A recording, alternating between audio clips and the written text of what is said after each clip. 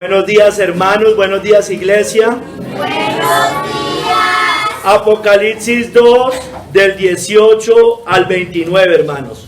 Y escribe al ángel de la iglesia en Tiatira, el Hijo de Dios, el que tiene ojos como llama de fuego y pies semejantes al bronce bruñido, dice esto: yo conozco tus obras y amor y fe y servicio y tu paciencia, y que tus obras postreras son más que las primeras. Pero tengo unas pocas cosas contra ti, que toleras que esa mujer Jezabel, que se dice profetiza, enseñe y seduzca a mis siervos a fornicar y a comer cosas sacrificadas a los ídolos. Y le he dado tiempo para que se arrepienta, pero no quiere arrepentirse de su fornicación. He aquí, yo la arrojo en cama y en gran tribulación a los que con ella adulteran, si no se arrepienten de las obras de ella. Y a sus hijos heriré de muerte. Y todas las iglesias sabrán que yo soy el que escudriña la mente y el corazón. Y os daré a cada uno según vuestras obras. Pero a vosotros, a los demás que están en Tiatira, a cuantos no tienen esa doctrina y no han conocido lo que ellos llaman las profundidades de Satanás, yo digo, no os impondré otra carga. Pero lo que tenéis, retenedlo hasta que yo venga.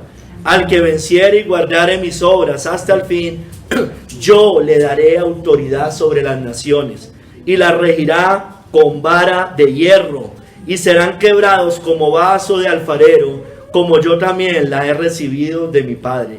Y le daré la estrella de la mañana.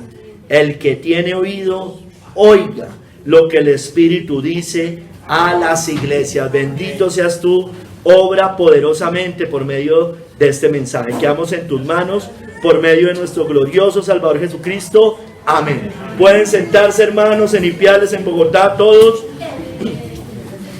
Hermanos, la cuarta iglesia, la iglesia de Tiatira. Hermanos, Cristo elogia a esta iglesia, como dice ahí, por su amor, fe, paciencia, por su arduo trabajo. Pero también, hermanos, es severamente condenada por tolerar la doctrina de Jezabel. Algunos, sobre todo, algunos, que incitaba a la idolatría de la fornicación espiritual. Y les advierte contra los que se dejan seducir. El creyente vencedor, dice allí, recibirá la estrella de la mañana, hermanos. Entonces, hermanos, esta es la cuarta iglesia, Tiatira, como les decía. Acuérdense, como todas las cartas, o la mayoría de cartas, hay una estructura que habla de la carta, Cristo quien habla, hay un elogio, una reprensión y después una promesa, hermanos. Entonces, hermanos, siempre les voy a recordar esto, los tipos de interpretación de estas cartas y sobre todo el Apocalipsis. Eran literalmente siete iglesias que existían cuando Juan escribió el Apocalipsis. Las que son, Apocalipsis 1:19, las cosas que son, eran literalmente algo que estaba pasando allí. También, hermanos, estas siete cartas representan o identifican siete tipos de iglesias o creyentes que siempre hay. Entonces hay una aplicación práctica. Para usted y para mí, para la iglesia de estos tiempos, hay una aplicación práctica. Y para la iglesia de cualquier tiempo. Y hermanos, y hay otros que uno debe reconocer que aplica y hoy también aplica muchas veces. Sin embargo, hay temas subjetivos que profetizan siete periodos o eras de la iglesia, de la historia de la iglesia. Tiatira, algunos la reconocen como la cuarta era de la iglesia. Es los 1000 años de dominio papal, del 590 al 1517. Es la iglesia medieval, la apóstata, la idólatra, la religión externa, cuando está la corrupción doctrinal y la dominación papal. Y uno debe reconocer, hermano, que tiene muchas similitudes con esos tiempos, hermanos. Vamos a ver hoy 4 capítulos. Primer capítulo, como siempre, la carta. Segundo capítulo, el elogio. El tercer capítulo, la reprensión. Y en el cuarto capítulo, la promesa, hermanos. La promesa.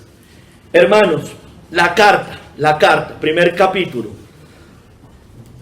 Y escribe al ángel de la iglesia en Tiatira, el Hijo de Dios, el que tiene ojos como llama de fuego y pies semejantes al bronce bruñido.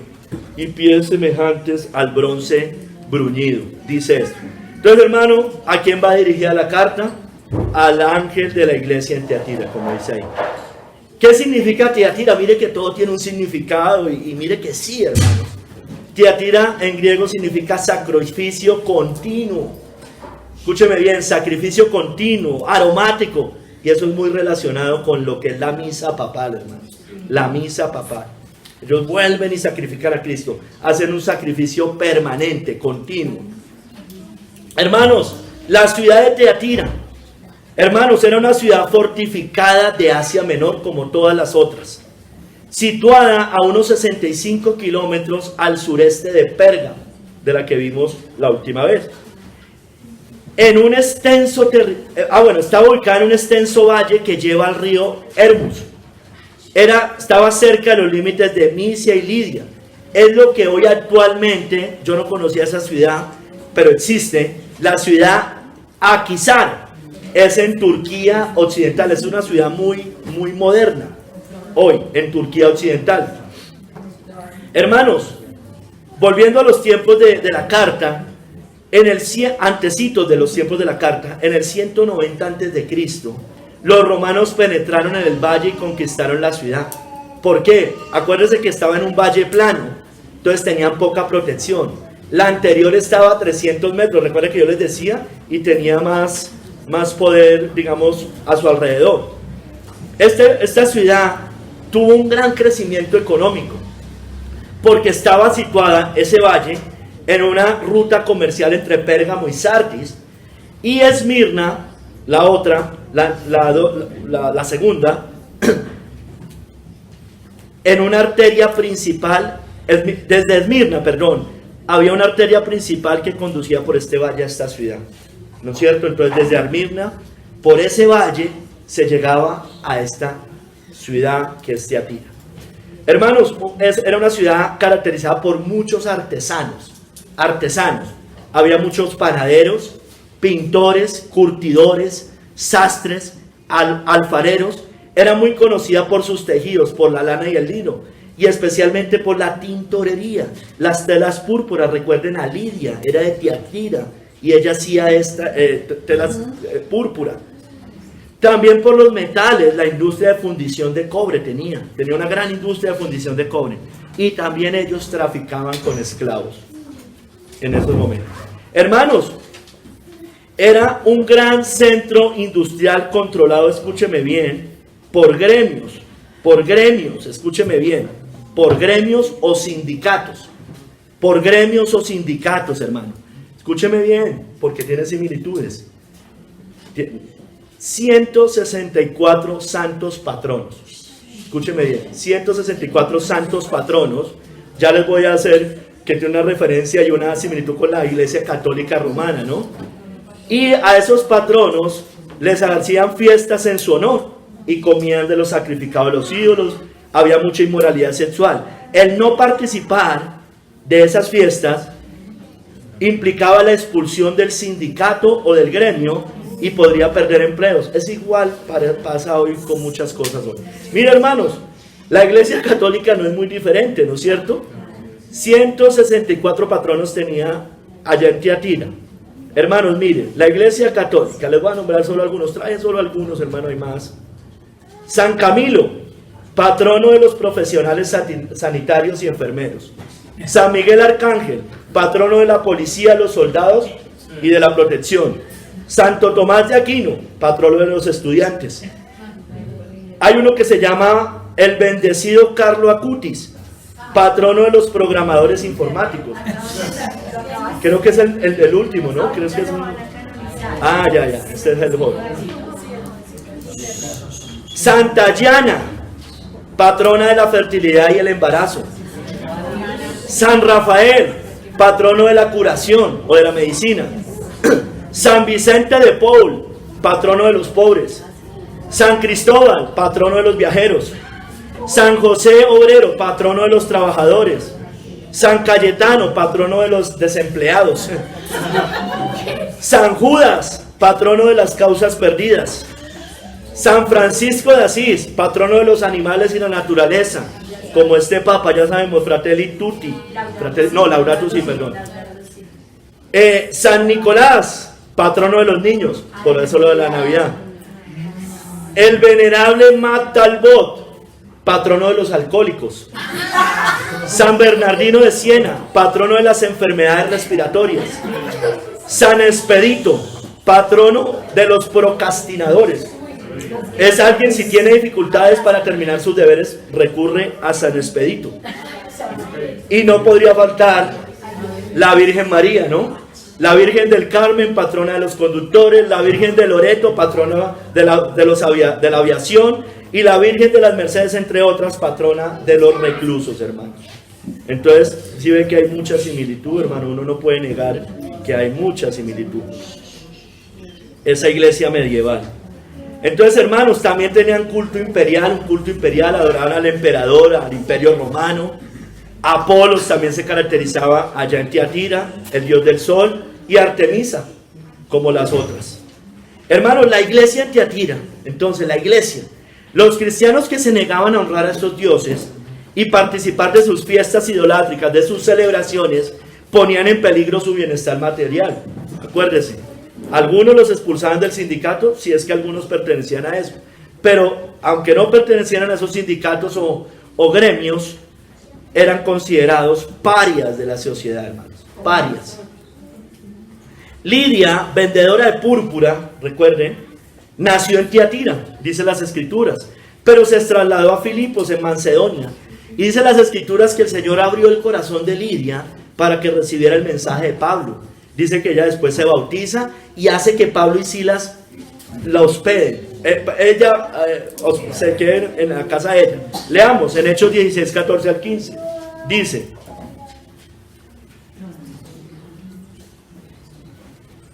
una mujer llamada Lidia, vendedora de púrpura de la ciudad de Tiatira, que adoraba a Dios, estaba oyendo, y el Señor abrió el corazón de ella para que estuviese atenta a lo que Pablo decía.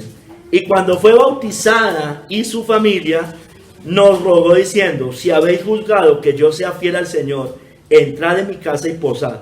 Y nos obligó a quedarnos. Era bien hospedadora. Ahora, hermanos, no es seguro si por medio de Lidia el evangelio llegó a Tiatira, no es seguro. Pero allí, hermanos, lo que sí sabemos, como en las demás iglesias, tuvo éxito su expansión por estar ubicada en la provincia de Asia, como dice Hechos 19:10, que la ha citado en todas las cartas. Todos los que habitaban en Asia, judíos y griegos, oyeron la palabra del Señor Jesús.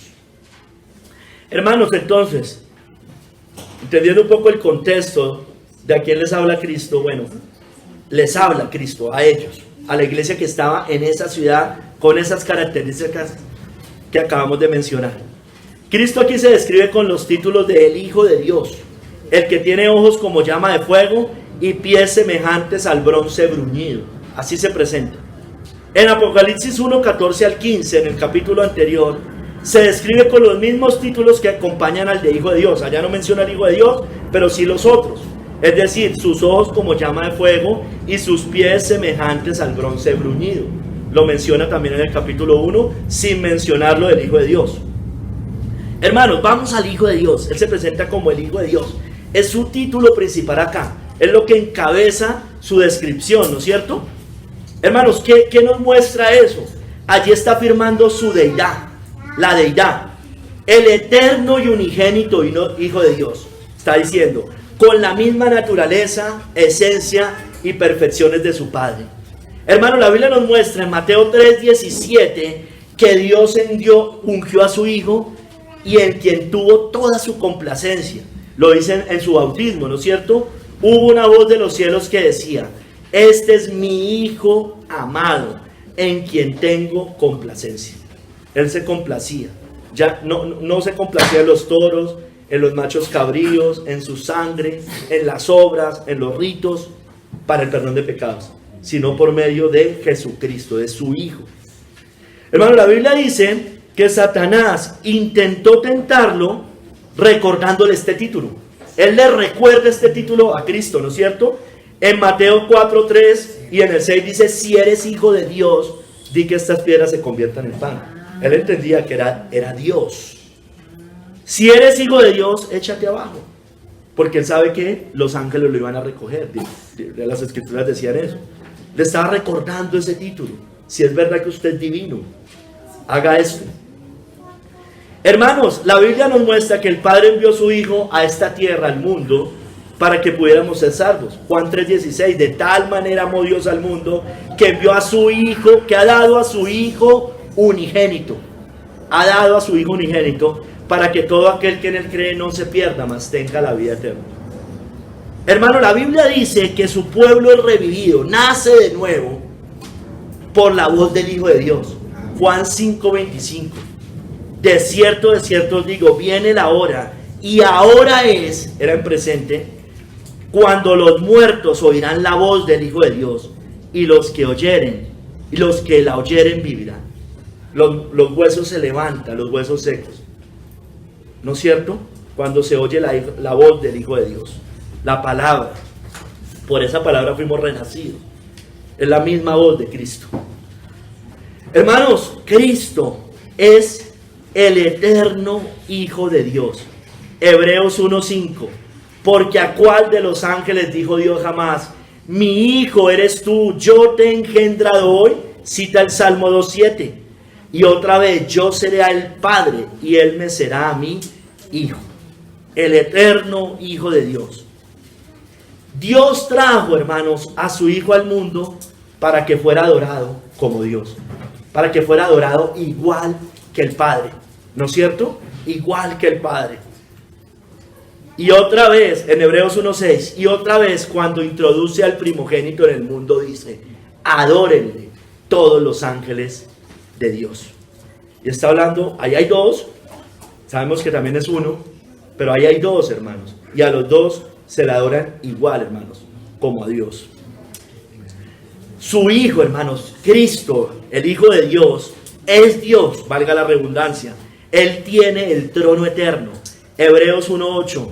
Mas del Hijo dice: tu trono, oh Dios. Del Hijo dice eso: tu trono, oh Dios, por el siglo del siglo. Cetro de equidad es el cetro de tu reino.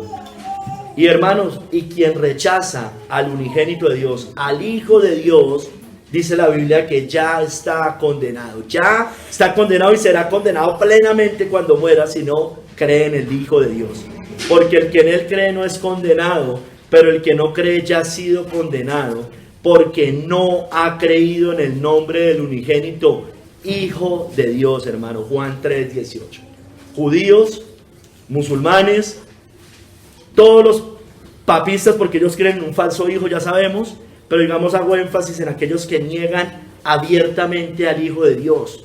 Todas las religiones que niegan que Cristo es el Hijo verdadero de Dios, el Hijo unigénito de Dios, el Hijo eterno de Dios, igual en deidad que el Padre, están condenados, hermanos. Y si mueren así, van a estar condenados por la eternidad.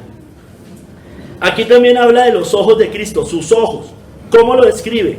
El que tiene ojos como llama de fuego. Como llama de fuego. Eso nos muestra la omnisciencia de Cristo, el conocimiento pleno de Cristo. Un conocimiento penetrante, profundo, perfecto y completo de todas las cosas, de las personas, de todas las cosas y personas, pero sobre todo del corazón de los hombres. Es unos ojos como llama de fuego para alumbrar en medio de la oscuridad, para exponer las maldades hechas en lo oculto, como le pasaba a esa iglesia, o más bien a esa falsa iglesia, aparte de esa falsa iglesia, Tiatira, que habían conocido las profundidades de Satanás. John Hill dice, esto expresa su furia, ira y venganza contra el anticristo romano y sus seguidores. Y también puede mostrar la luz del evangelio que estalló en esos tiempos, en ciertos momentos, para disipar la oscuridad papal. Sobre todo al final de esa era, cuando viene la reforma protestante, hermanos.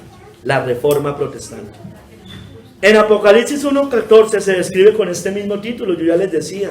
Allá dice: su cabeza y sus cabellos eran blancos como la blanca lana, como nieve, sus ojos como llama de fuego. Hermanos, Cristo, sus ojos son como llama de fuego. Él conoce todo. Cristo conocía los pensamientos de los escribas y fariseos, de los líderes religiosos que lo estaban persiguiendo. Él les dijo en varias ocasiones, mas él conocía los pensamientos de ellos. Está cuando sanó al paralítico, ahí llegaron, cuando él la blasfemia contra el Espíritu Santo, ahí estaban, y cuando sanó en día de reposo, les dijo, porque sabía que ellos no, sabía quiénes eran muy bien ellos. Cristo es omnisciente, hermanos, conocía muy bien a las personas. A la mujer en el pozo le dijo, porque 5 maridos has tenido, y el que ahora tienes no es tu marido. La conocía plenamente, aunque nunca lo hubiera visto antes, físicamente. También conocía a Natanael antes de verlo, cuando éste hablaba con Felipe, le dijo, he aquí un verdadero israelita en quien no hay engaño. Juan 1:47. Hermanos, Cristo es omnisciente, por tanto Cristo es Dios. Él escudriña la mente y el corazón, y un día sí que lo sabremos, hermanos. Como dice el verso 23 de esta misma carta, y a sus hijos heriré de muerte, y todas las iglesias sabrán que yo soy el que escudriña la mente y el corazón, y os daré a cada uno según vuestras obras. Hermano, la Biblia también nos muestra que en la segunda venida de Cristo, en el día del juicio, Él vendrá con sus ojos como llama de fuego a juzgar a las naciones. Esto está en Apocalipsis 19, 11 y 12. Y con justicia juzga y pelea, dice allí. Sus ojos eran como llama de fuego, y había en su cabeza muchas diademas, y tenía un nombre escrito que ninguno conocía sino él mismo. Tiemble ante Cristo. Deberíamos temblar ante el Hijo de Dios. Cualquiera que rechaza al Hijo debe temblar, porque sus ojos van a venir un día como llama de fuego a juzgarlos. Sus pies, hermanos, también nos lo menciona. Sus pies, dice, y pies semejantes al bronce bruñido. El bronce bruñido es firme. Entonces eso muestra la fuerza, firmeza y estabilidad de Cristo. En Apocalipsis 1:15 también se describe con este mismo título. Allá dice lo mismo, y sus pies semejantes al bronce bruñido. Hermanos, así como Él juzga con perfecta sabiduría y conocimiento, porque es omnisciente, lo sabe todo, Él también, ese juzgar lo hace con perfecta fuerza y firmeza. Firme es Cristo. Hermanos, sus pies, Él está firme, ¿no es cierto? Sus pies, dice que son como el bronce bruñido, semejantes al bronce bruñido. Bueno, sus pies pisarán el lagar de la ira de Dios. Apocalipsis 19:15 dice, de su boca sale una espada para herir con ella las naciones, y Él la regirá con vara de hierro. Y Él pisa el lagar del vino, del furor y de la ira del Dios Todopoderoso. Es firme, hermanos. Dice John Gill, para cerrar este capítulo, que en lo de los pies puede notar la fuerza, estabilidad y apoyo que Cristo dio a su pueblo mientras Él sufría por su causa en ese periodo medieval, cuando estaba en el horno y ardía por Él, porque fueron muertos muchos mártires. Los mártires de Jesús fueron quemados en hogueras, hermanos. Era un tipo de muerte muy usado en esos tiempos, las llamas, la candela, las hogueras, hermanos. Todo por esta falsa iglesia que es la iglesia de Roma, hermanos. Segundo capítulo, vamos al elogio. Yo conozco tus obras, y amor y fe y servicio, y tu paciencia, que tus obras postreras son más que las primeras. Él conoce las obras, como en todas, les dice, yo conozco tus obras. Aquí por eso él elogia lo bueno de esta iglesia, hermanos. Los conocía muy bien. Alguien que los conocía muy bien les estaba diciendo eso. Alguien que no era un extraño, hermanos. Entonces Cristo no habla a la ligera. Ellos deben meditar muy bien, como usted y yo debemos meditar. Hermanos, estas características de amor, fe y servicio y paciencia son características que muestra el fruto del Espíritu Santo. En Gálatas 5:22 dice, el fruto del Espíritu es amor, gozo, paz, paciencia, benignidad, bondad, fe, hermanos. Ahí están. La benignidad y la bondad tienen que ver también con el servicio. Hermanos, amor. Esa palabra significa caridad.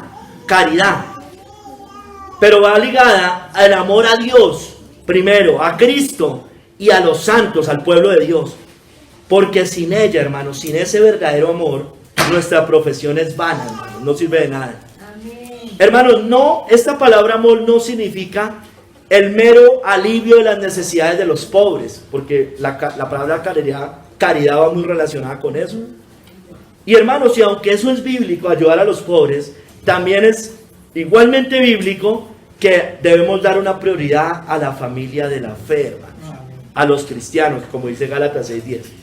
Entonces, hermano, tampoco significa caridad o amor que consiente errores y herejías, ¿no? Eso no es amor, ese no es el amor que describe acá, porque esa iglesia le está diciendo, no tolere a Jezabel.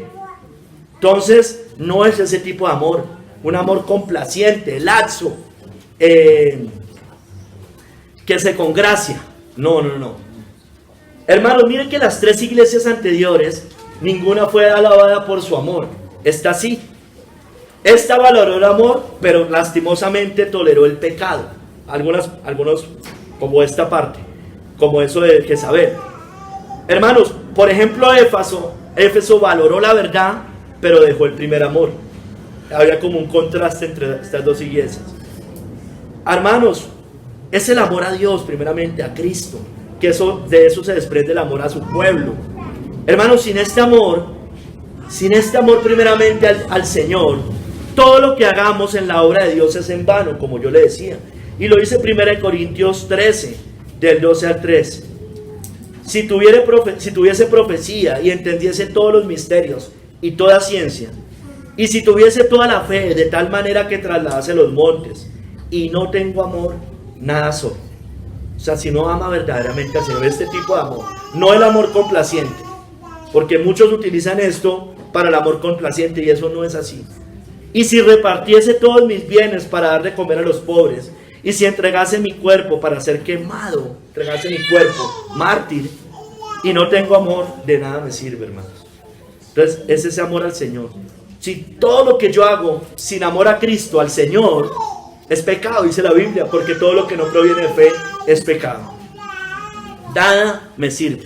Puedo regalar todos los pobres, puedo despojarme completamente de mis bienes materiales, según lo que dice 1 Corintios 13. Pero si no lo hago por amor a Cristo, nada soy.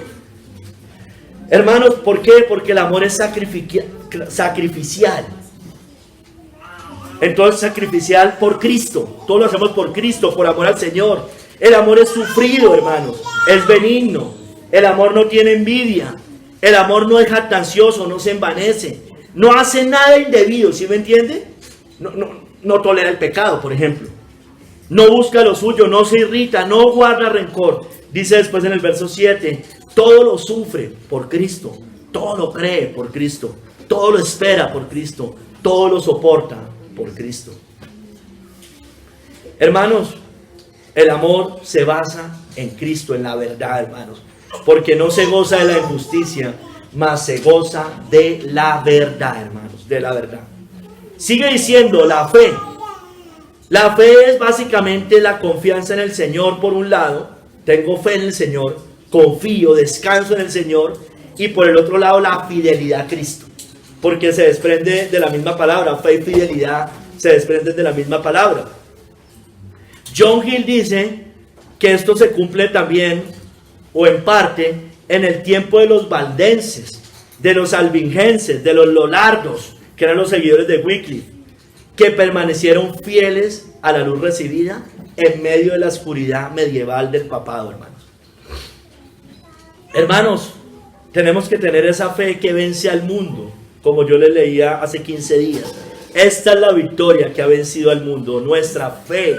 ¿Quién es el que vence al mundo sino el que cree que Jesús, mire, es el Hijo de Dios? Como veíamos al principio, el Hijo de Dios. Esta fe nos va a ayudar a vencer, hermanos. En medio del trono de Satanás, no nos vamos a congraciar con la doctrina de Jezabel, con sus profundidades. Hermanos, el que ama a Cristo tiene la fe para luchar y vencer y perseverar. El que ama al Señor va a perseverar, hermanos. Sigamos, servicio tenía esta iglesia. Servicio. Servían en el ministerio de la palabra, proclamando el evangelio, extendiendo el evangelio, enseñando los mandamientos del Señor. Y por el otro lado, en la obra de Dios, sirviendo en la iglesia, sirviendo a los hermanos en la fe. Entonces, el ministerio de la palabra, hermanos, celo, diligencia, fidelidad, hermanos. Debemos ministrar las necesidades de los santos, dice John Hill. Es decir, amor, servirlos, lo que se necesite dentro de la iglesia, con los hermanos.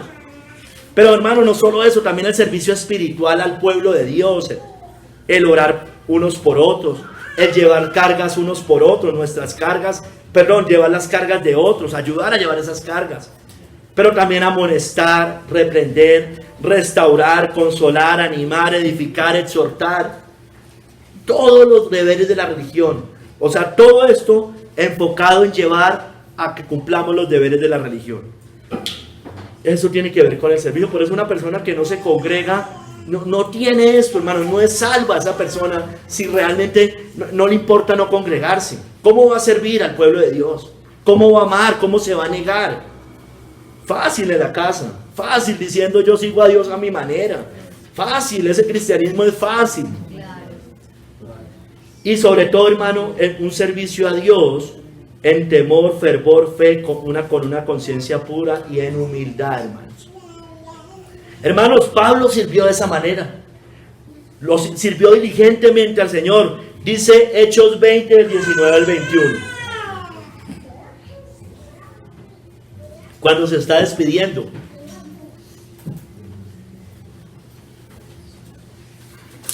Sirviendo al Señor con toda humildad y con muchas lágrimas y pruebas que me han venido por las acechanzas de los judíos. Y como nada que fuese útil, he rehuido de anunciaros y enseñaros públicamente y por las casas, testificando a judíos y a gentiles acerca del arrepentimiento para con Dios y de la fe en nuestro Señor Jesucristo. Entonces, internamente la iglesia, externamente proclamando el evangelio. Dice que con lágrimas, muchas lágrimas, con humildad, con paciencia, porque estaba en muchas pruebas, lo estaban persiguiendo. Hermanos, el que ama al Señor, el que ama a Cristo, y hago el énfasis del amor, porque es el primero, pero el que ama a Cristo verdaderamente, va a servir diligentemente en su obra. Por eso se congrega, por eso quiere servir, por eso es diligente en las cosas del Señor. Hermanos, porque la mies es mucha y los obreros son pocos. Debemos servir en la iglesia, hermanos. Debemos ayudar en el pueblo de Dios. Debemos predicar el evangelio, hermanos. Predicar el evangelio de Cristo, porque eso también hace parte del servicio en la obra de Dios. Sigue, paciencia. ¿Paciencia en qué sentido? Al sufrir por Cristo y el evangelio. Por causa de Cristo y de su palabra. John Hill dice que esto en gran manera lo soportaron en medio del dominio papal de esa Edad Media, esos 1000 años de la Edad Media, y aún así se mantuvieron hasta el fin. Y aún así se mantuvieron hasta el fin. Hermanos, las pruebas y tribulaciones, según las Escrituras, ejercitan nuestra paciencia, ¿no es cierto? Romanos 5, del 3 al 5 dice, y no solo esto, sino que también nos gloriamos en las tribulaciones, sabiendo que la tribulación produce paciencia. Entonces, es un fruto del Espíritu Santo, la paciencia. Por tanto, es necesaria las pruebas y tribulaciones para que nuestra paciencia se incremente. Sigue diciendo, y la paciencia prueba, y la prueba esperanza, y la esperanza no avergüenza. Entonces, nos lleva siempre a la esperanza bienaventurada de Cristo. Entonces, hermanos, donde hay amor por Cristo, hay paciencia en las pruebas. No nos desesperamos, no terminamos abandonando la carrera como hacen, por ejemplo, los cristianos, entre comillas, suicidas, ¿no? Donde hay amor por Cristo hay paciencia en las pruebas, porque el amor no se irrita, todo lo sufre, todo lo cree, todo lo espera, todo lo soporta, hermanos. Hay paciencia. Le dice también a esta iglesia que sus obras postreras son mayor que las primeras. Entonces, mire, mientras Éfeso había dejado su primer amor y celo, estos se volvieron más diligentes en el amor al Señor. John Hill dice, ¿cuáles son esas obras postreras? Las que menciona ahí: el amor, la fe, la fidelidad, el servicio, la paciencia. Todas esas cosas fueron mayores y mejores hacia el final de este periodo. Y mire lo que dice él, lo cual trajo consigo la reforma protestante. ¿Sí me entiende? como que la iglesia fue atribulada mucho en esos 1000 años y al final trae la luz de la reforma protestante. Post tenebros luz, dice, ¿no? La luz después de las tinieblas. Hermanos, el deseo de todo cristiano, hermanos, debería ser que nuestras últimas obras sean mejores que las primeras, que sean las mejores siempre, porque debemos ir en aumento. Mas la senda de los justos es como la luz de la aurora, que va en aumento hasta que el día es perfecto, hermanos, perfecto. Sigamos, hermanos, la reprensión, esa es la parte fuerte, hermanos. Voy a leer completo desde el verso 20 hasta el 25.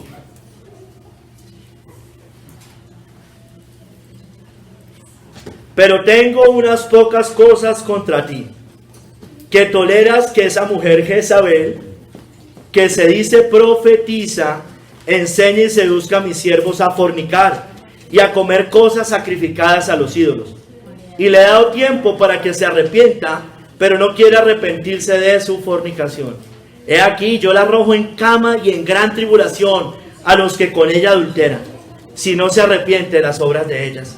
Y a sus hijos heriré de muerte, y todas las iglesias sabrán que yo soy el que escudriña la mente y el corazón, y os daré a cada uno según vuestras obras.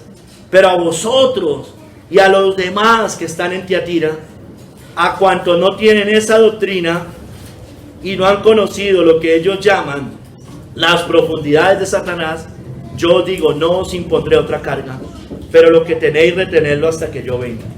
Entonces, hermanos, habían unos que estaban trayendo la doctrina de Jezabel, y habían otros que estaban permitiendo eso, no estaban siendo bien firmes en cuanto a eso.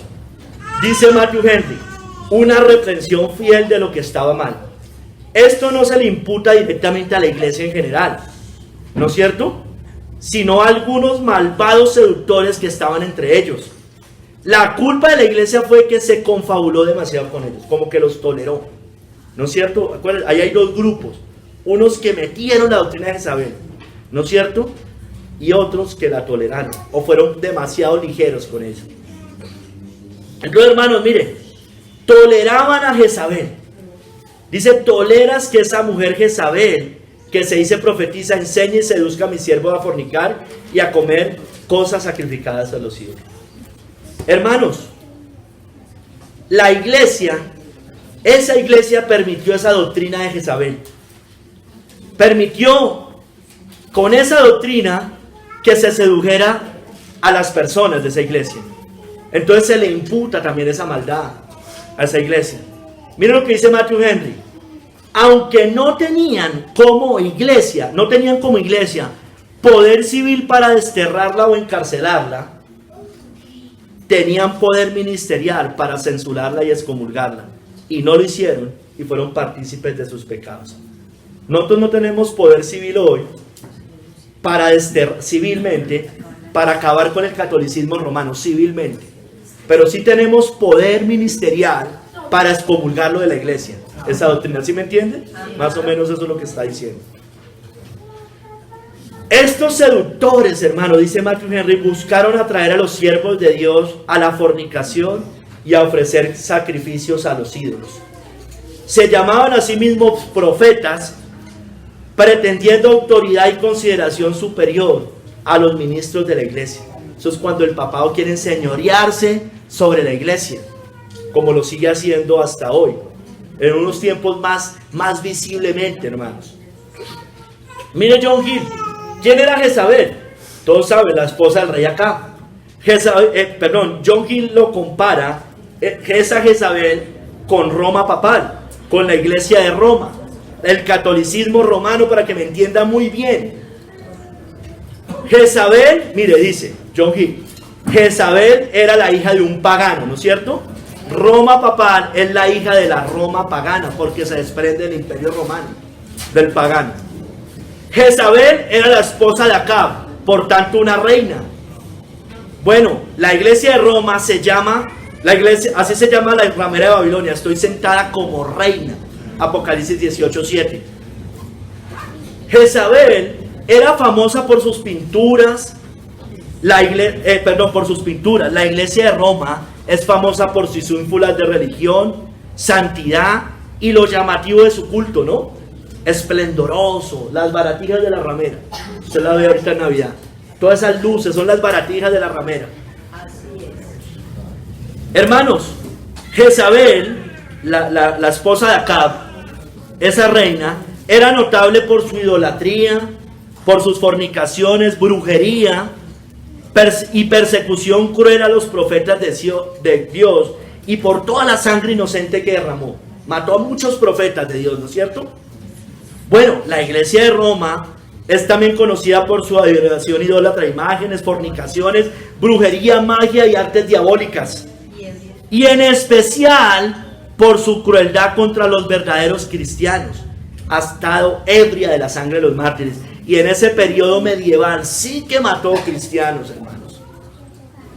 Jezabel, la de acá, agitó acá contra hombres buenos y fieles. Mira, Jezabel la parte religiosa, acá la parte civil. Lo agitó contra los hombres buenos y fieles. Bueno, la iglesia de Roma, religiosa, agita los poderes seculares, los emperadores, reyes, príncipes, contra los verdaderos seguidores de Cristo. Y sí que lo hizo durante mucho tiempo. El fin de ambas será muy similar, o es muy similar. Como apenas quedó algo de Jezabel, así Babilonia la grande, la ramera, la del Nuevo Testamento, la madre de las rameras, será arrojada al mar y no se le hallará más. Amén. A la otra la lamieron los perros. A esta también va a quedar en el olvido completamente. Gloria a Dios, que vengan pronto esos tiempos. Hermanos, dice aquí que ella se dice profetiza. O sea, se dice soy profeta, ¿no? Hablo de parte de Dios, ¿no es cierto? Bueno, Jezabel era muy cercana a los profetas de Baal. Ellos comían en su mesa. Se dice profetiza. Dice hablar de parte de Dios. Bueno, eso hace específicamente la iglesia de Roma. El Papa, cuando quiere cambiar cualquier cosa, monta un concilio, habla es cátedra, según ellos, y es infalible porque dice que habla de parte de Dios. ¿No es cierto? La interpretación de las escrituras por 1000 años estuvo a cargo únicamente de los curas, de los sacerdotes, de los papas y de los cardenales, porque se dicen profetizan. Ellos solamente pueden interpretar las escrituras. Bueno, así como cual falsos profetas y sus falsas profecías es ella. Ella se dice profetiza, por lo tanto, induce a escucharla a ella por encima de Cristo o en lugar de Cristo, porque es una iglesia anticristiana. Se hace llamar la Santa Madre Iglesia, ¿no es cierto? Miren, su símbolo principal o uno de sus símbolos principales es María, la Virgen María, ¿no es cierto? Una mujer como Jezabel.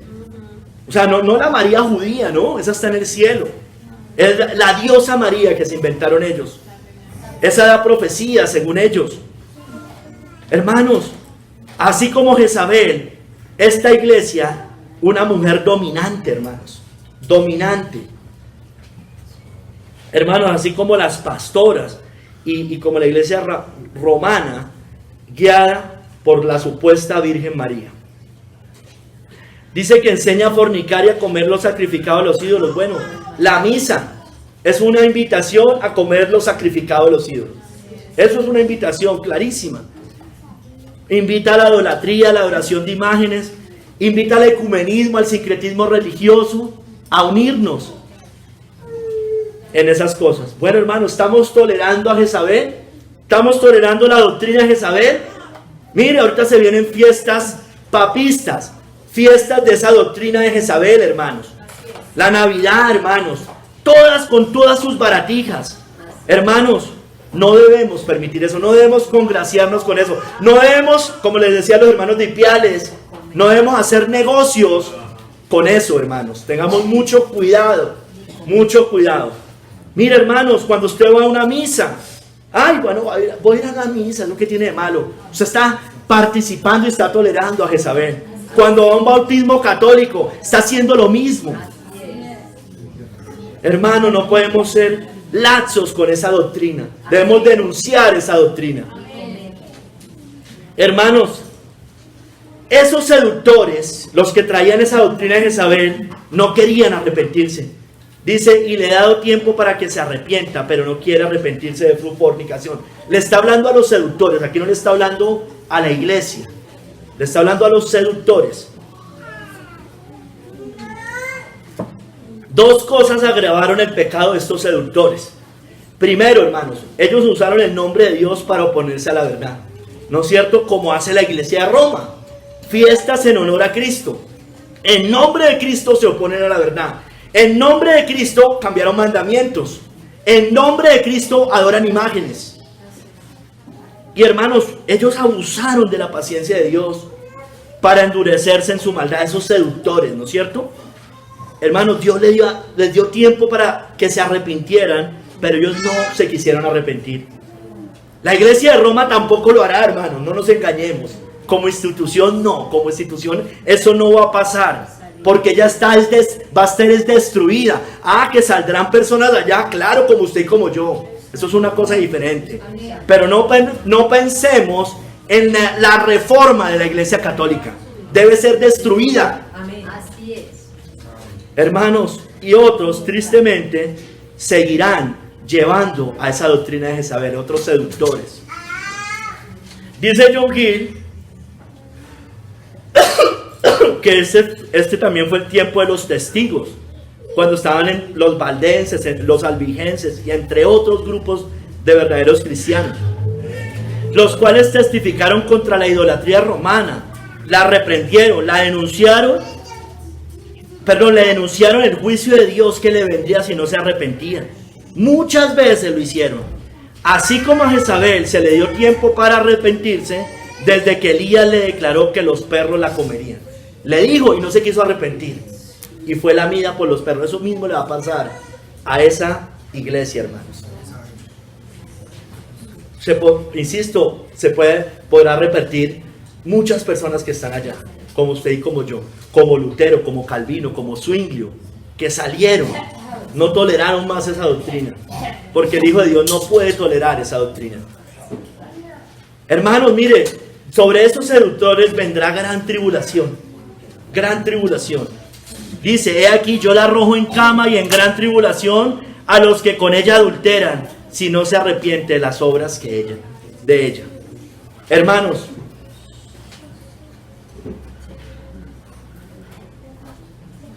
dice Matthew Henry, el castigo de esta seductora, Jezabel, escúcheme bien, el castigo de ella expresa una predicción de la caída de Babilonia en el Nuevo Testamento, ¿no es cierto? Dice allí que la arrojará en cama, una enfermedad incurable va a tener finalmente, en un lecho de dolor, no de placer, en un lecho de llamas, es decir, en el infierno, en las llamas eternas. Y aquellos que han pecado con ella, es decir, que se dejaron finalmente seducir, sufrirán con ella si no se arrepienten. Porque dice, a los que con ella adulteran, a los que finalmente se dejan seducir, así no sean de los seductores. Miren lo que dice John Gill, interesante, hermanos, interesante. Miren lo que dice John Gill. Esto denota el estado enfermizo, desfalleciente y languideciente de la iglesia de Roma, dice él. Como un video, el catolicismo, una fe en crisis, creo que catolicismo, una fe en crisis, como una justa represalia por su lecho de lujo y exquisitez, dice él, adulterio e idolatría en el que se había entregado. Fue advertida y aún estaba por venir esa gran tribulación. Mire, dice John Gill que eso empieza a cumplirse con la reforma protestante, porque le da una herida mortal, una enfermedad incurable, y se sigue cumpliendo después. Y desde entonces, dice John Gill, la ramera de Roma ha estado visiblemente enferma y decayendo. Y yo creo así, hermano, así hay algunos que no crean así. Yo creo que va en caída. El papado no, escúcheme bien, porque el papado traiciona a la ramera. Va a unir a muchas allí, pero esos cimientos de esa falsa iglesia poco a poco van siendo destruidos, hermano. Y esa iglesia está pronta, hermano, a desaparecer. Amén. Tormento y llanto le espera. Apocalipsis 18:7. Cuando ella se ha glorificado y ha vivido en deleites, tanto darle de tormento y llanto, porque dice en su corazón: yo estoy sentada como reina y no soy viuda, y no soy viuda y no veré llanto. Sí va a haber llanto, sí va a haber llanto, va a haber tormento para esa iglesia. Será quemada, Apocalipsis 18:8, por lo cual en un solo día vendrán sus plagas, muerte, llanto y hambre, y será quemada con fuego, porque poderoso es Dios del Señor que la juzga. Será arrojada al mar. Que venga rápido eso. Apocalipsis 18:21. Y un ángel poderoso tomó una piedra, como una gran piedra de molino, y la arrojó en el mar, diciendo: con el mismo ímpetu será derribada Babilonia, la gran ciudad, y nunca más será hallada. No la van a volver a ver. No se verá más, hermanos, porque quedará en el olvido. Apocalipsis 18:22 al 23. Y voz de arpistas, de músicos, de flautistas y de trompeteros no se oirá más en ti. Y ningún artífice de oficio alguno se hallará más en ti. Ni ruido de molino se oirá más en ti. Luz de lámpara no alumbrará más en ti. Ni voz de esposo y de esposa se oirá más en ti. Porque tus mercaderes eran los grandes de la tierra, pues por tus hechicerías fueron engañadas todas las naciones, hermano. Nada más de música, no volveremos a escuchar. No sé cómo se va a cumplir eso, ni villancicos, ni nada de esas cosas. Nada de esas cosas volveremos a escuchar. Y hermanos, y los que con ella adulteran también, les vendrá gran tribulación, hermanos. Hermanos, ¿quiénes? Todos, cualquiera, los reyes de la tierra, los falsos maestros, los moradores de la tierra que se unen a sus corrupciones e idolatrías. ¿No es cierto? Gran tribulación. Mire lo que dice John Hill. Él lo entiende, lo entiende de dos maneras. Gran tribulación a ella. ¿Qué fue lo que ella sintió? Una angustia porque la reforma se levantó. Una angustia. ¿No es cierto? Y esa iglesia quedó desolada en muchos países de Europa, sobre todo, ¿no es cierto? Desolada, dice él. Pero también a los que con ella adulteran, dicen, a esos países, a esas naciones, que les trajo problemas, guerras y desolaciones por unirse a ella. Hermanos, debemos apartarnos de ella. Amén. Y oí otra voz del cielo que decía: salid de ella, pueblo mío, para que no seáis partícipes de sus pecados, ni recibáis parte de sus plagas. Salid de ella, pueblo mío, salid de ella, salid del ecumenismo, salid de la iglesia católica, porque allá debe haber pueblo, pero debe salir, y eso va a mostrar que es pueblo, porque si sigue allá, pues evidentemente no es pueblo, porque sigue siendo seducida por esa doctrina. Sigue diciendo, hermanos, serán heridos de muerte. Dice: y a sus hijos heriré de muerte. La muerte segunda, la condenación eterna. Hermanos, dice John Hill que esos hijos son sus papas, sus cardenales, sus sacerdotes, los jesuitas, los monjes, los frailes y todos los que se unan a la apostasía romana. Serán muertos con la muerte segunda, venganza eterna, desprecio eterno. Habrá un exterminio total de ellos en el tiempo de Dios. Hermanos, porque los fornicarios y de idólatras padecerán esa muerte segunda, ¿no es cierto? Como dice Apocalipsis 21:8.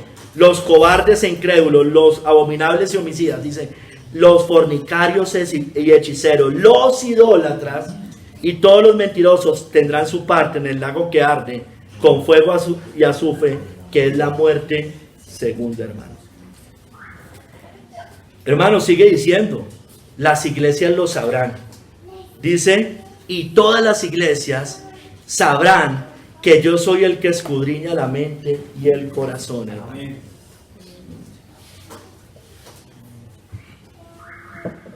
Dice Matthew Henry que por esta venganza sobre esos seductores, él da a conocer su conocimiento infalible de los corazones de los hombres.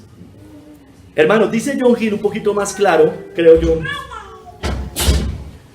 que los que estén en el tiempo de la destrucción de Roma, porque va a venir ese tiempo, sabrán que Cristo es el Dios omnisciente cuando le inflija el castigo a los seguidores de esa iglesia, de la doctrina de Jezabel. Porque lo oculto será expuesto a la luz y será una justa recompensa por todas sus abominaciones. Hermanos, debemos temer, debemos apartarnos, porque Dios es bondadoso, pero Dios también es severo. Romanos 11:23. Mirad pues la bondad y la severidad de Dios. La severidad ciertamente para los que cayeron, pero la bondad para contigo, si permaneces en esta bondad, pues de otra manera tú también serás cortado. Si nos dejamos seducir por esa doctrina de Jezabel, por el papado, si nos dejamos seducir por ella, ¿no es cierto? Bueno, tú también serás cortado, hermanos. Eso es la apostasía. Temamos a la seguridad de Dios. Hermanos, dice que Él también va a pagar lo justo, a cada uno según sus obras. Dice, y os daré a cada uno según vuestras obras. Hermano, aquí muestra la justicia imparcial de Dios. Como dice, a judíos y a griegos. ¿No es cierto? Igual. Al dar a cada uno según sus obras. Es decir, paga con la misma vara. Mide con la misma vara. Hermanos, esto para que ninguna iglesia, hermanos, nos da esa advertencia, para que ninguna iglesia cristiana sea santuario del pecado y de esos pecadores, hermanos. No podemos tolerar eso, porque nos va a dar según nuestras obras.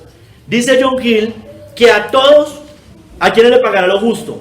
A todos los que fueron seducidos por la falsa profetisa para cometer fornicación espiritual con ella. Cristo es omnisciente y no juzga según las apariencias. Él conoce los principios y fines de todas nuestras acciones, por encubiertas que éstas sean. Entonces Él pagará lo justo, hermano. Dice la Biblia que a los inconversos, serán juzgados según sus obras, ¿no es cierto? Apocalipsis 20:13 dice, y el mar entregó los muertos que había en él, y la muerte y el Hades entregaron los muertos que había en ellos, y fueron juzgados cada uno según sus obras. Entre más malvados, peor. Entre más luz, peor si no se arrepintieron. Pero hermano, mire, esos son los inconversos en general. Pero a la gran Babilonia le pagará el doble, dice las Escrituras. Doble tormento y llanto por sus perversas obras. Apocalipsis 18:6.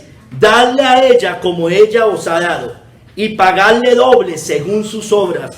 En el cáliz en que ella preparó bebida, preparadle a ella el doble. Como cuando habla de los ricos de la tierra. Está engordando también para el día de la matanza. Está engordando esa iglesia. Hermanos, las profundidades de Satanás, dice acá. Dice, pero a vosotros los que están en Tiatira, a cuantos no tienen esa doctrina y no han conocido lo que ellos llaman las profundidades de Satanás. Bueno, todo lo que enseña esa iglesia es misterio, no es misterioso, porque eso es esa iglesia.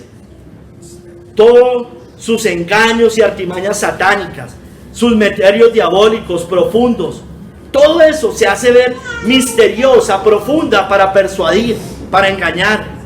Todas las doctrinas del anticristo, hermano, todos los que la siguen, toda su idolatría, la transustanciación con la misa, todos sus seguidores creen que es profundo, que es muy profunda esa iglesia. Todos los misterios de esa santa religión, como le dicen ellos.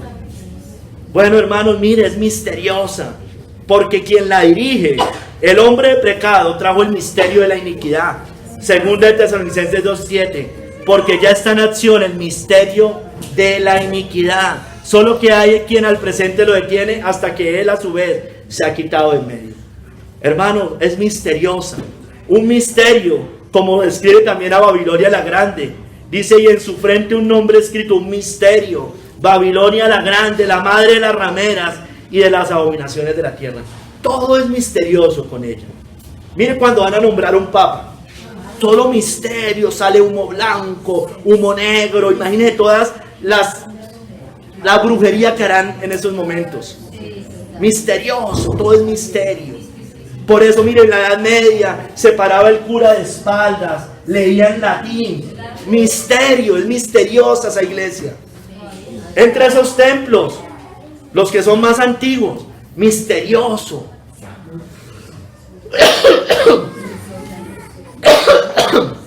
Hermanos, pero Cristo y su evangelio no representan ese misterio. Representan, ese es un misterio de la perversidad. El de Cristo es el misterio de la piedad. E indiscutible grande es el misterio de la piedad. Porque Dios fue manifestado en carne, justificado en el Espíritu, visto de los ángeles, predicado a los gentiles, creído en el mundo, recibido arriba en gloria. El evangelio no es misterioso, hermanos. El evangelio es luz. En Dios no hay confusión, hermanos. Abren, las escrituras se abren para que el mundo las conozca. Ellos las cerraron porque todo es misterioso con ella. Hermanos, no despreciemos el misterio de la piedad. No despreciemos el misterio de Dios. Es grave y es terrible hacer eso, pero es mayormente terrible recibir los misterios de Satanás, hermanos. Hermanos, dice allí que ella, a esta iglesia, que la librará de sus cargas. A los fieles, ¿no? La librará de sus cargas. Dice, a vosotros y a los demás que están en Tiatira. Mire, ¿quiénes son ellos? A cuantos no tienen esa doctrina y no han conocido lo que ellos llaman las profundidades de Satanás. Yo os digo, no os impondré otra carga. No más carga. Miren, este es el estímulo a todos los fieles, a los que se mantienen puros. Dice que no los va a sobrecargar vuestra fe, dice Matthew Henry, con nuevos misterios. No va a agregar errores y herejías. ¿No es cierto? A los que habían sido expuestos. Nuestras conciencias, dice, ni vuestras conciencias con nuevas leyes, porque esa iglesia es mandamiento de hombre tras mandamiento de hombre. Y ninguna aflicción o tribulación más que esta, dicen ellos. Hermanos, ¿quiénes? Los que no abracen las doctrinas de la iglesia de Roma, los que no se rindan a su idolatría, los que no abracen la transustanciación, la infabilidad papal, la adoración de imágenes, todas sus falsas, su salvación por obra, sus ritos. Mire, la versión árabe, dice John Hill, aquí dice, la cita en Reina Valera dice, los que no tienen esa doctrina. La versión árabe dice, esta nueva doctrina. Porque, hermanos, a pesar de que ellos tienen las pretensiones ínfulas de antigüedad, son nuevas, es novedoso todo lo que ellos enseñan. Porque no es conforme a lo que enseñaron nuestros padres, no es las sendas antiguas, hermanos. Hermanos, y sigue diciéndonos que debemos retener lo bueno hasta que Cristo vuelva, hermanos, hasta que vuelva. Dice, pero lo que tenéis, retenerlo hasta que yo venga. Hermanos, la palabra, las doctrinas de la fe cristiana, el evangelio puro, la salvación por gracia, por medio de la fe, la doctrina que es conforme a la piedad, lo que hemos recibido de Cristo, de los apóstoles, lo que hemos afirmado en nuestros corazones, lo que hemos profesado con nuestros labios. Dice Matthew Henry, Cristo viene a poner fin a todas las tentaciones de su pueblo.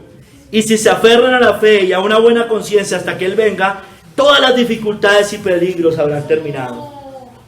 John Hill dice que esto tuvo un cierto cumplimiento en la Reforma, dice él, con Lutero y Calvino, y al final de esta era, cuando dice que Cristo visita la iglesia. Pero tiene, evidentemente, y todos, es más claro entenderlo, de la segunda venida de Cristo, ¿no es cierto? Cuando viene a juzgar a esa iglesia, a destruir al anticristo con el resplandor de su venida. Pero, hermano, dice retenerlo, la iglesia debe mantenerse firme hasta el último día. Si somos firmes, hermano, a los que le toque, a los que siguen después de nosotros, hermanos. La promesa, hermanos, dice, al que venciere y guardare mis obras hasta el fin, yo le daré autoridad sobre las naciones y las regirá con vara de hierro y serán quebradas como vaso de alfarero, como yo también la he recibido de mi Padre, y le daré la estrella de la mañana. El que tiene oído oiga lo que el Espíritu dice a las iglesias. Hermanos, como todas las iglesias, al que venciere deben vencer. ¿Qué deben vencer? Esa doctrina. La doctrina de Jezabel. Todas esas doctrinas papales debemos vencer. Nunca dejarnos seducir. Esa es la forma de vencer. Amén. Debemos mantenernos firmes contra el anticristo y sus doctrinas, hermano. Hasta el fin. Ya sea que muramos, hasta el fin, con las botas puestas, o hasta la segunda venida de Cristo. Dice que dará autoridad sobre las naciones, hermano. Dice, yo le daré autoridad sobre las naciones. Y las regirá con vara de hierro y serán quebradas como vaso de alfarero. Hermano, mire, leyendo a Matthew Henry, llegando a John Hill, hay varias interpretaciones, o más bien varios cumplimientos de esto. Autoridad sobre las naciones. Unos, bueno, esto es gran poder y dominio sobre el mundo. Realmente eso es lo que está diciendo. Un cumplimiento, dicen algunos que fue en los tiempos de Constantino, pero en los primeros tiempos, hermano, cuando la iglesia todavía no se había corrompido.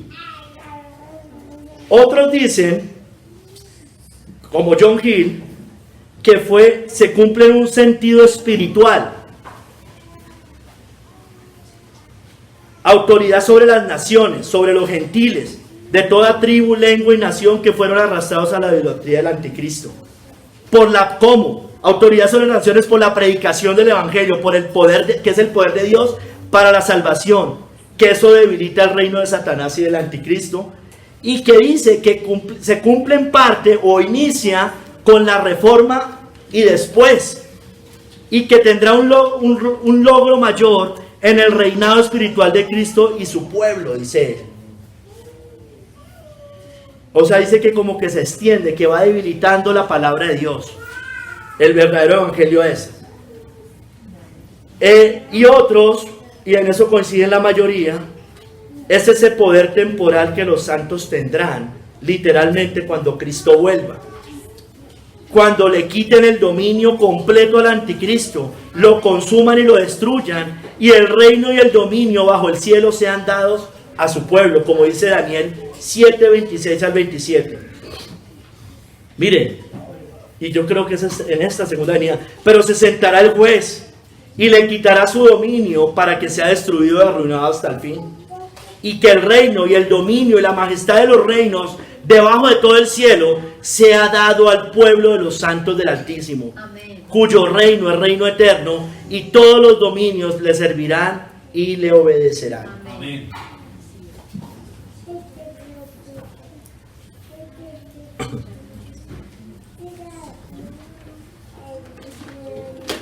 Hermanos, es la misma autoridad que Dios le dio a Cristo, que el Padre le dio a Cristo, la misma autoridad que va a tener la iglesia. Dice, como yo también la he recibido de mi Padre. Dice, le daré autoridad sobre las naciones como yo la he recibido de mi Padre. Mire, eso dice en el Salmo 2, 6 al 9. Esa autoridad. Pero yo he puesto mi rey sobre Sión, mi santo monte. Yo publicaré el decreto. Jehová me ha dicho, mi hijo eres tú, yo te engendré hoy. Pídeme y te daré por herencia a las naciones, y como posesión tuya los confines de la tierra. Los quebrantarás con vara de hierro, como vasija de alfarero, los desmenuzarás. Hermanos, dice, esto muestra que los santos participarán con Cristo sobre esa autoridad sobre las naciones, con Cristo en el juicio y destrucción del anticristo y en su reino y poder. Y creo que eso se cumple, como dice Apocalipsis 24, en el reino de Cristo. Y vi tronos, y se sentaron sobre ellos los que recibieron facultad de juzgar. Y vi las almas de los decapitados por causa del testimonio de Jesús y por la palabra de Dios. Los que no habían adorado a la bestia en su imagen. Los que no se habían rendido a la doctrina de Jezabel. Y que no recibieron la marca en sus frentes ni en sus manos. Y vivieron y reinaron con Cristo 1000 años. Hermanos, dará la estrella de la mañana, y le daré la estrella de la mañana. Cristo es la estrella de la mañana, ¿no es cierto? Apocalipsis 22, 16. Yo, Jesús, he enviado a mi ángel para daros testimonio de estas cosas en las iglesias. Yo soy la raíz y el linaje de David, la estrella resplandeciente de la mañana, hermanos. Mire, esto pues uno lo relaciona con la mañana de la resurrección, dice Matthew Henry. Él trae consigo el día al alma, la luz de la gracia y de la gloria, y dará a su pueblo esa perfección de luz y sabiduría que es necesaria para el estado de dignidad y dominio que tendrán en la mañana de la resurrección, hermanos. John Gill, como ustedes saben que él lo aplica en los 1000 años del papado, y lo extiende hasta el final. Él dice que esa estrella de la mañana empezó con la reforma, porque hubo mucha luz, dice él. Post tenebras luz, la luz después de las tinieblas, la estrella de la mañana, dice él, con Lutero, Calvino y con todos ellos. Y dice él que eso se extiende hasta la gloria de los últimos días, hermanos. Sea como sea, hermanos, el llamado es el mismo. El que tenga oídos para oír, oiga lo que el Espíritu dice a las iglesias. Mira, hermanos, en las cartas anteriores, en las primeras 3, este llamado, el que tenga oídos para oír, venía antes de la promesa. En este y en todas las que siguen, es después. Es lo último que se dice en las siguientes cartas y en esta. Hermanos, todos debemos escuchar lo que Cristo está diciendo. Hermanos, ¿qué tenemos de esta iglesia? ¿Qué tenemos de esta iglesia? Hemos sido laxos con la doctrina de Jezabel, con Roma papal. Estamos tolerando sus doctrinas. Permitimos que a otros seduzca. Hay que denunciarla, hermanos, a muerte con ella, a muerte, como decía Spurgeon, ¿no? Lo publicamos hace como unos 5 o 6 días. A cuchillo. Ay, claro, no es sacar un cuchillo, no, es con la palabra, a muerte, cortándola con la espada. Hermanos, y usted que no se ha entregado al Señor, que sigue siendo seducido por ella, debe arrepentirse, porque va a recibir parte de sus plagas. A ella le dará el doble, pero de todos usted va a recibir parte de esas plagas. Entonces, tengamos cuidado, hermanos, porque siempre hay tiempos difíciles con el papado, siempre con ella. Hermanos, mejor morir que volver a ser papista. Amén. Mejor morir que volver a la idolatría, amén, a la mentira, al engaño, hermanos. Amén. Nunca jamás, hermanos, nunca jamás. Amén. La iglesia se debe levantar, debe proclamar, debe extenderse la luz del evangelio. Eso es lo que la derriba a ella. Amén. La palabra, abriéndola, predicando el evangelio de Cristo, para que muchos sean salvos, hermanos. Hermanos, el Señor conoce nuestro amor, fe, servicio y paciencia. Él sabe si nuestras obras hoy son mejor que al principio o estamos decayendo. Él sabe si estamos tolerando la doctrina de Jezabel, al papado y a su ramera iglesia, su idolatría, su ecumenismo, su sincretismo. Él sabe si somos laxos con ella. Tengamos cuidado, hermanos, porque todos los que se dejen seducir por ella serán heridos con la muerte eterna. Todos verán ese juicio de Cristo, el omnisciente y temible juez, hermanos. Desechemos esas doctrinas misteriosas y profundas, las profundidades de Satanás. Retengamos la verdad hasta que Cristo vuelva. Debemos vencer. Tarde o temprano recibiremos la estrella de la mañana. Oigamos lo que el Espíritu nos está diciendo hoy. Bendito seas tú, Señor. Obra en nosotros, obra, Señor. Guárdanos de tolerar esa doctrina. Que nunca se introduzca esa doctrina en esta iglesia. Saca esa doctrina de nuestra iglesia, sácala de todas las iglesias de Cristo. Lo que haya de remanente de esa doctrina, que la saques, sácala, Señor. Que retengamos hasta el fin lo que tenemos, tu palabra, el evangelio, a Cristo. Trae más luz a nosotros. Un día veremos esa estrella de la mañana completamente resplandeciente, Señor, en esa mañana de la resurrección, en ese encuentro con Cristo, cuando lo veamos cara a cara, si partimos antes de esta tierra. Te damos gracias, Señor. Obra en nosotros, guárdanos de caer en ello, en el engaño. En el nombre de nuestro Señor Jesucristo. Amén.